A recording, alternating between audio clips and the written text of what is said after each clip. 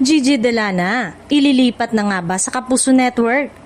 Usap-usapan ngayon sa showbiz world ang posibilidad na lumipat ang power diva na si Gigi Delana mula Kapamilya patungong Kapuso Network. Kilala si Gigi bilang isang mahusay na mga awit at performer sa unang nakilala sa Tawag ng Tanghalan at kalaunan ay mas sumikat kasama ang kanyang bandang The Gigi Vibes. Matapos ang sunod-sunod na proyekto at guesting sa ABS-CBN, kabilang na ang kanyang teleseryeng debut sa Hello Heart at mga regular na paglabas sa iba't ibang kapamilya shows, tila may bagong yugto na haharapin ang karir ng singer-actress.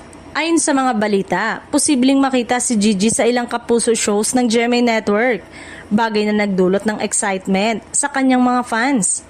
Kung matutuloy ang paglipat, isa na naman siyang kapamilya star na tatawid sa kabilang bakod para subukan ang panibagong oportunidad.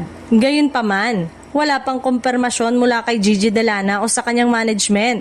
Nananatili pa ring aabangan ng publiko kung tuluyan na ba siyang magiging Kapuso diva mula sa pagiging kapamilya power diva.